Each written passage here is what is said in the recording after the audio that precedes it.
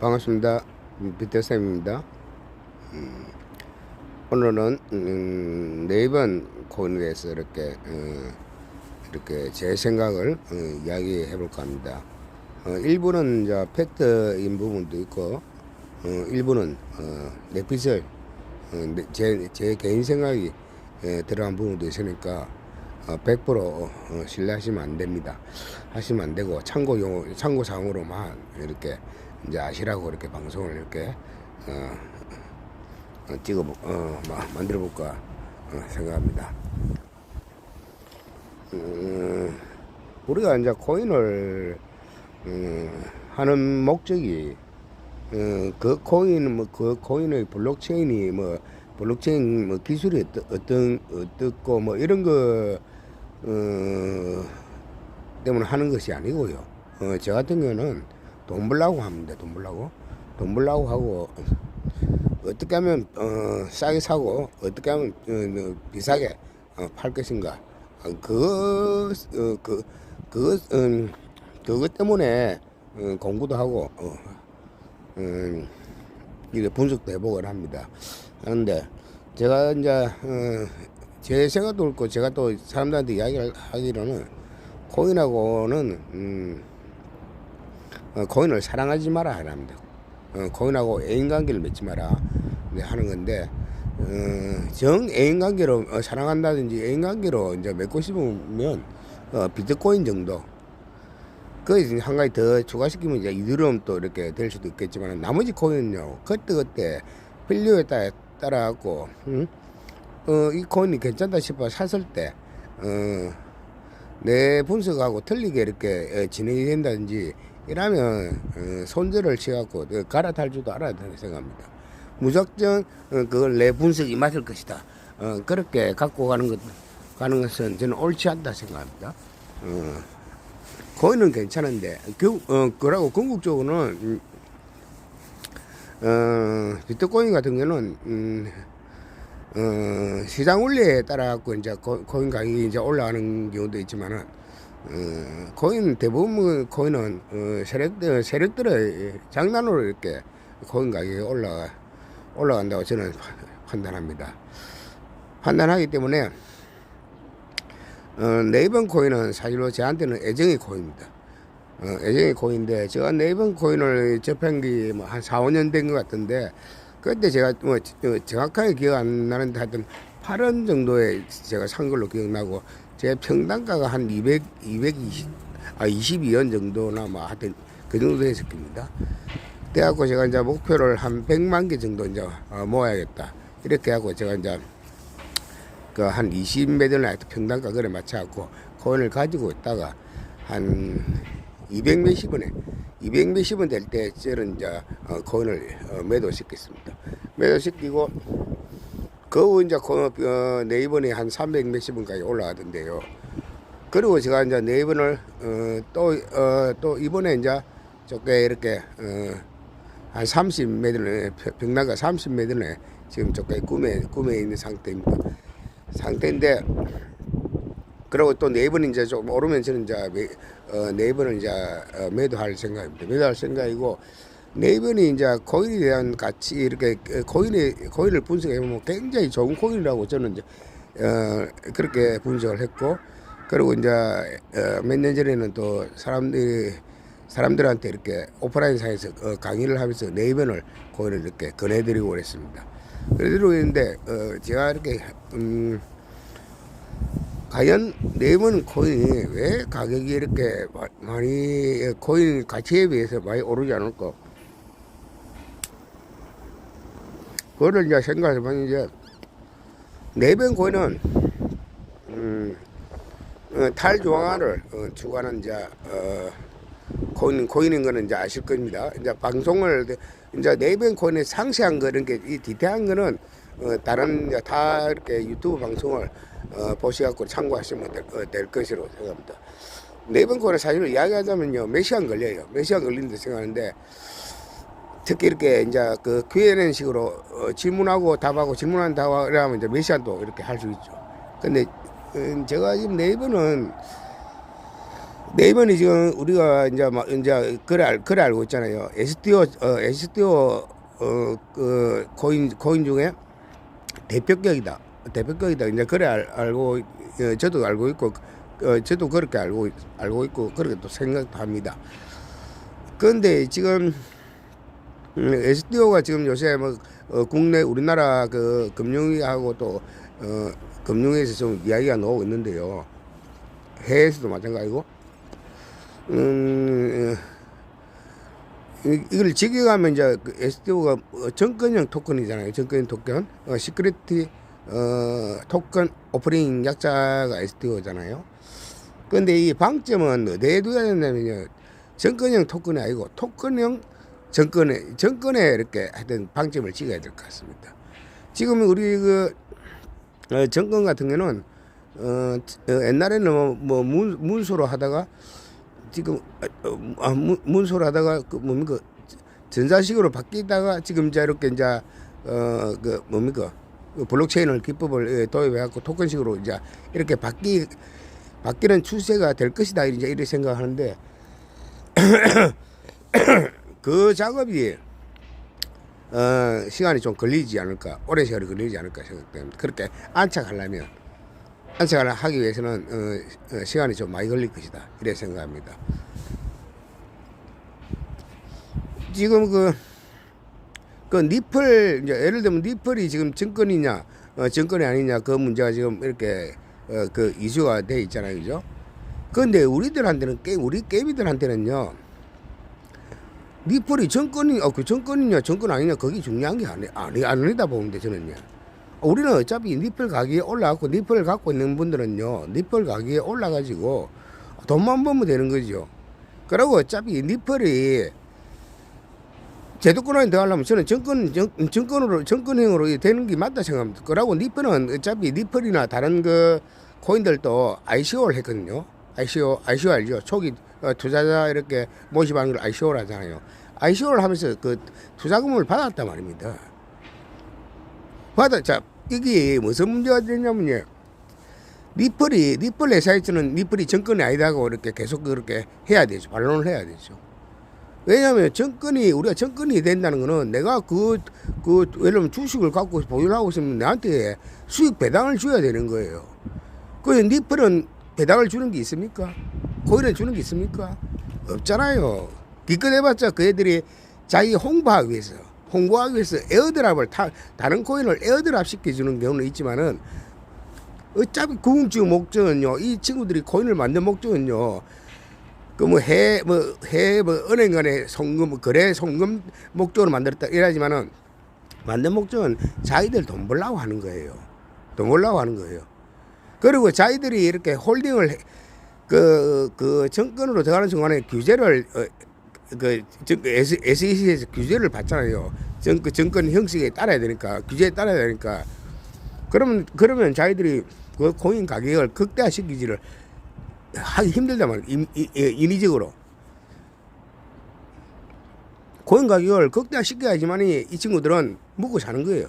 XRP 같은 거는 XRP 코인을 개발하고 갖고 있는 그 재단이 니플이잖아요. 니플 회사는 그거 갖고 자기 건물하고 직원들 월급 주고 코인 가격이 올라가고 그 차익을 남가가지고 그렇게 이때까지 해오고 있었습니다. 니플 가격이 왜 크게 안 오르냐면 지금 게임이들은 니플을 굉장히 좋아하죠, 그죠? 좋아하죠. 특히 우리나라 게임이 분들은 굉장히 좋아하잖아요. 근데 이 친구들은 코인 가격을 올리기 위해서는 자기들이 세력이 돼갖고 코인 가격을 올리기 위해서는 자기들이 돈이 일부분 들어가야 됩니다. 들어가고 끌어올려야 되는데 그 타이밍도 있겠죠, 그죠? 끌어올리는데 자기 돈 갖고 처음에 스타트를 할 때에 세력이 코인 가격을 상승시키는 그 방법입니다. 방법 중에 하나입니다. 코인 가격을 자기 돈 갖고 이렇게 어느 정도 한 30% 끌어올리는데 게임이들이 주 안 타면 이제 자기들은 실패한단 말이죠. 실패하고 끌어올린 거를 또 그 선에서 게임들이 팔면 가격 내려가겠죠. 근데 그 친구들은 세력들은 그 가격을 방어해서 다시 돈을 이렇게 그걸 돈을 다시 투입시켜야 됩니다. 그렇듯이 지금 네이버는 또 네이버는 어차피 그 우리가 이제 알고 있잖아요. 비트코인에서 하드 포크 돼갖고 놓은 코인이 네이버입니다. 네이버이고 이제 비트코인하고 형식이 똑같아요. 단지 이제 하나가 첨가돼 있는 게 네이버는 소각이 됩니다. 소각이 210억 개 중에 이제 일부 이제 이렇게 거래할 때마다 거래가 일어날 때마다 이제 이렇게 소각이 되거든요. 그거 하나 들리고 똑같습니다. 네이버는 그 비트코인하고 똑같다 보면 됩니다. 그리고 탈중앙화를 추구하고 그러다 보니까 이게 이제 무슨 문제가 있냐면 세력들이 크게 이렇게 크게 큰 세력들이 없다 이런 생각이 저는 들거든요. 요합정 같은 거는 이제 오브스타의 그 패트릭 버닌가 그 친구가 그 옛날에 그 T0 거래소라고 SDO 토큰만 코인만 이렇게 상장시키기 위해서 T0 거래소를 이렇게 자기가 만들어 놨고 했는데 그때 T0 거래소에 들어가 보니까 비트코인하고 비트코인하고 그 네이버만 두 개만 딱 있더라고요. 그거는 이제 비트코인은 항상 있어야죠. 코인을 바꿔야 되니까. 코인을 이제 비트코인 들고 와갖고 그래서 들고 와갖고 거기서 바꿔야 되니까 기축 동안 역할을 하기 때문에 비트코인이 이제 들어가 있는 건데. 근데 지금 T0 거래소가 지금 폐쇄됐다고 이야기를 들은 것 같거든요. 그러면 이제 패트릭 번이 일선에서 이렇게 나는 이제 패트릭 번이 이렇게 나중에 이렇게 세력을 해갖고 코인 가격을 좀 끌어올리지 않을까 이런 생각을 했는데 조금 거기에 대한 희망이 조금 이렇게 무너졌다 생각합니다. 그러면 이제 이게 두 번째 세력은 이제 어차피 채굴업자들이 될 거거든요. 채굴업자 이제 네이버 코인을 제가 높이 평가한 것 중에 하나가 처음 설립할 때부터 미국 쪽에 한 70% 채굴장이 있고 그러고 이제 북유럽 쪽에 조금 있고 나머지 이제 조금 중국 그 안에 내몽골 쪽에 있고 그다음에 이제 호주 쪽에 이렇게 있는 걸로 그래 저번에 옛날에 그래 알고 있는데 채굴업자들이 코인 가격을 끌어올리려면 코인이 어차피 이건 네이버인데 반감기가 있기 때문에 세월이 지나갖고 채굴 양이 이렇게 자꾸 이렇게 줄어드는 형식이 돼야지만이 이렇게 가격이 이제 올라가는데 영향을 좀 줄 것이다 이렇게 생각됩니다.